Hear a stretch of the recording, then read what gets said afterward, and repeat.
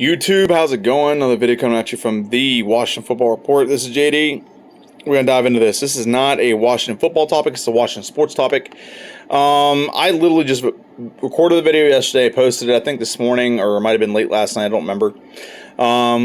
Washington fans, Washington football, any sports in Washington just cannot agree on anything. Yesterday I posted a video. The Cleveland Indians have changed the name to Cleveland Guardians, and we have a sect of our fans that are upset about it. A sect of our fans that are upset at the fact that the Cleveland can get a new name that quick, and ours is taking over a year. And you got another section that doesn't care as long as we get a good name. They can take all the time they want. And then you got like another section that just doesn't care either way. They just want football. And we have another topic here today that is just another polarizing topic for our Washington fan base. So I'll go over the topic very straightforward. Basically, Washington Wizards have two really good players, and one really good player and one okay player. I'm not a big fan of Westbrook. I think he gets way overhyped for some things, and that people are going to get mad about that I say it, but he gets way overhyped for triple doubles. I'd rather have wins than triple doubles, and I don't like Russell Westbrook. I just don't. Hold on, I'm bringing up the Wizards roster right now. Just make sure I have their entire roster in front of me. All right, there we go. Okay, so there's two schools of thought here, just like with the last topic. One, Washington can, continue to try to build around Westbrook and Beal. I don't think it's possible, but to be honest, let's just give the entire spiel here. There's a school of thought thinks that the teams with Westbrook and Beal, it can be better. They just got to get some more pieces, so on and so forth, and they can just continue to keep building this team around them, which I don't think it can get much better. You don't have a lot of cap space left with these two. I love Beal. I think he's one of my favorite players to ever wear a Washington jersey. Next, I think my favorite's probably Jordan, to be honest. Favorite's Jordan, but like an actual Wizard, like someone who's like a player that played for us for years. I really enjoyed Antoine Jameson. He's one of my favorite players to watch with Wizards. But Washington at this moment, just I think the other school of thought is trade your players. Get something for them. You could have expiring contracts on your hands, and you're not going to get anything for these players. So right now, this is what Washington has on its roster. Denny Adevija, Bradley Beal, Davis Bertans, Isaac Bonga, Thomas Bryant, Daniel. I wish people would stop posting. Every time I post a video, people want to comment in the work chat that we have at our job. Anthony Gill, Hachimura, Homsley, Hutchinson, Alex Lynn, Robin Lopez, Garrison Matthews, Rayonito, Ish Smith, Russell Westbrook, and Cassius Winston. Okay? So we don't exactly have a great team. There's nothing here that's of trade value to really a lot of players except for two players. So that's Beal and Westbrook. So this is apparently it's been going around. This is just someone's comment too. That's how I was able to find it because I know I commented on this. Westbrook for Schroeder, THT, and Kuzma. Well, this guy says it's ass for the Wizards. I think it's not bad. I'd say you have to throw in a first rounder. That's what my thing. We lost the first rounder getting Westbrook. We need a first rounder to reimburse us. Whether that's this year or next year, I don't know what the Lakers have on their on the books when it comes to their draft picks. But this year or next year would be my preference. Is add a first round pick in there, and I'd say that's a done deal. And then Beal for Wiggins, Wiseman, the 7th and 14th pick this year for the Wizards. I think that's a good deal. Wiseman's an upcoming player. He's played very well this year. Wiggins will be a player who can play well, but he'll basically be trade bait for midseason. Someone will trade a first rounder or something for Wiggins when they're on their playoff run. Like for example, let's say I don't want this to happen. Let's just say the Bucks are trying to repeat, and Chris Middleton gets injured. They need some kind of wing scorer, some kind of wing player that can kind of fill that void a little bit. They bring on Wiggins. They trade us a first rounder for a first rounder or something for him. That's what you can get for Wiggins. So And I don't dislike that. So you're looking at, let's say you do both these trades. Schroeder, is Wiseman a guard? I know he's talented. What's it? Golden State Warriors roster. Hold on, let me bring up the roster real quick. I'm pretty sure, I think he's some form of a guard. I'm pretty confident in that.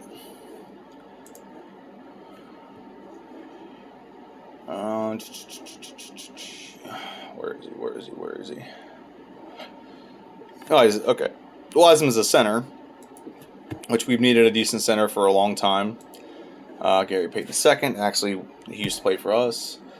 No one else on this team we really can get unless we want Kelly Oubre back, which I don't think. Maybe Kevin Looney. He's been pretty decent. Yeah, but no one on this team I really want to get really all that much. But I wouldn't mind adding James Wiseman to this squad. So imagine if you do your center going forward, you can look at it however you want. I don't think Thomas Bryant's going to be the answer at center. I think Wiseman could be the answer at center. I think Wiseman's a very, very solid player. We bring him in. He's center. Our power forward is Hachimura, unless you want to play him at small forward, I guess. Your wing is Wiggins or Kuzma. I mean, you can play both. You play Kuzma at the 2, and then you play Schroeder at point, or you play Ish Smith at point, and you have 2 solid point guards. You have solid across the board, and you're still developing Denny at VG.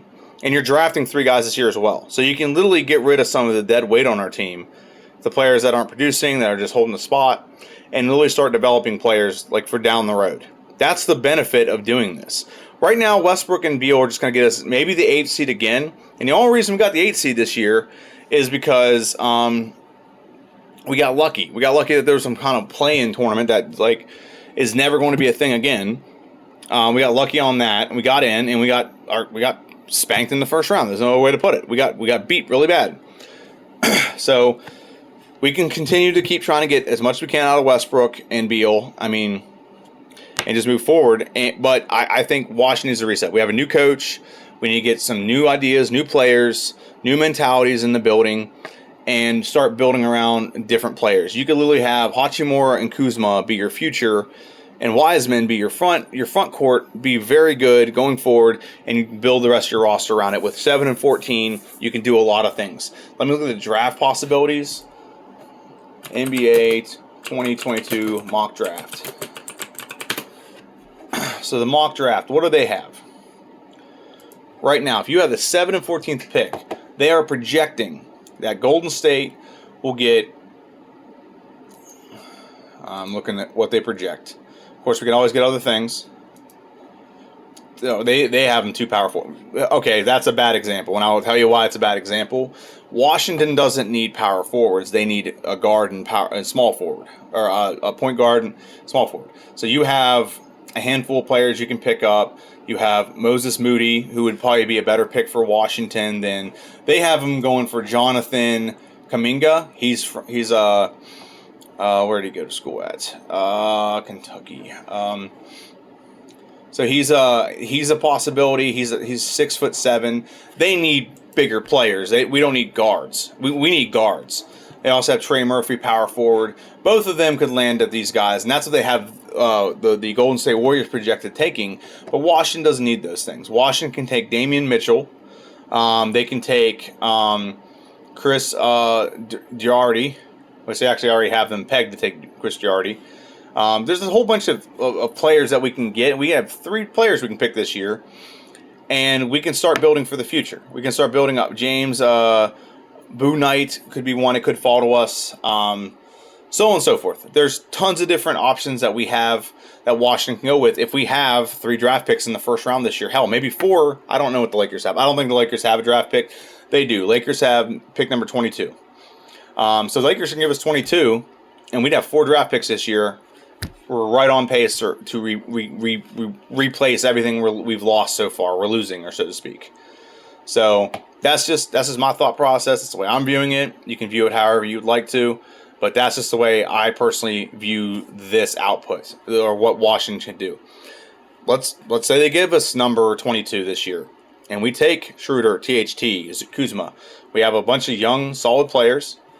We have 4 draft picks in this year's first round that we could definitely use to rebuild our roster and have a coach in Wes Unseld, which I'm not sold on him yet, but if he can actually have a bunch of young guys that are being, brought up under his system or under his tutelage, so going forward, he could legitimately have like a team that he's built, not like repairing Scotty Brooks' crappy team that Scotty Brooks tried to build or whatever.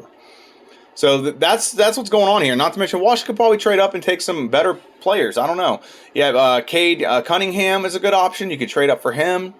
Maybe give away a couple picks for that. He went to Oklahoma State last year.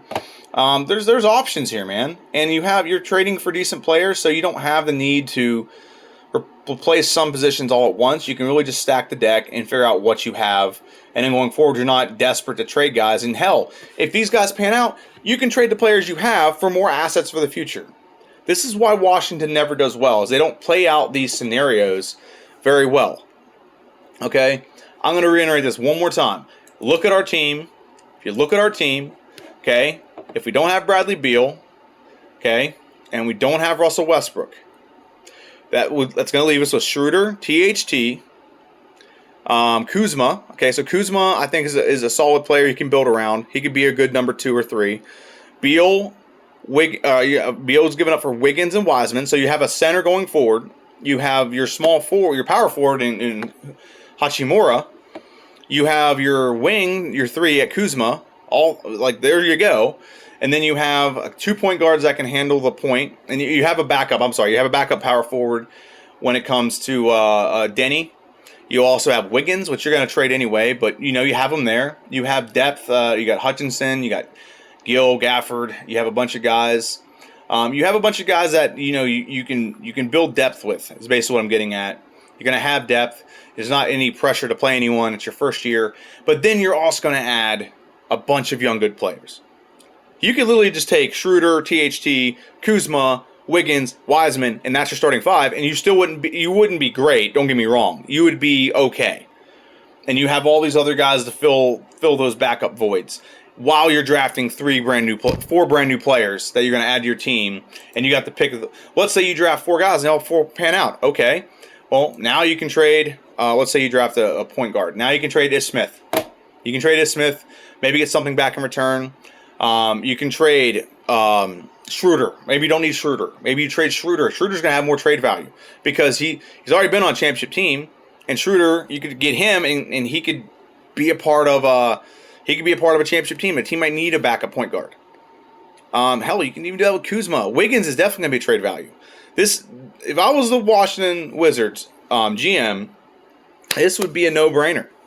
This would 100% be a no-brainer. Get all these assets. Get these pieces. You can get rid of some of the dead weight you have on your team by either cutting or trading them. You have a lot of guys in here that are like no names, and you can literally draft 4 guys, and you can draft every position except for 1. And going forward, you can build your team the way you want to. This is the Washington's perfect scenario to rebuild, and you would not have a rebuild that's going to take forever. This is like the Suns rebuild. The Suns rebuilt. They have 3 or a couple. You have Cam, you had Booker, and you have Ayton. Those guys were kind of drafted right around the same time, and they're being built up. And you added a couple veterans in Jamison, or is it Jay Crowder? Jay Crowder, sorry, not Jamison, Jay Crowder. And then you added Chris Paul at the right time to add depth, to add some veteran leadership, and they all peaked at the right time. Washington could literally do the same exact thing. They draft 4 guys, maybe only 2 or 3 of them pan out. And then what are you looking at? You're looking at 2 or 3 guys that are going to peak at the right time because they're drafted at the same time on the same kind of contracts. And then either A, you have enough pieces around them that they're going to be good, or B, you have enough pieces where you can trade. You can trade for a very nice piece to plug in, and then all of a sudden we're doing very good. All right. So I am getting blown up for work, so I'm going to end this video. What's your idea? What's your view on this? I think it's a no-brainer, but everyone doesn't seem to want to get rid of players.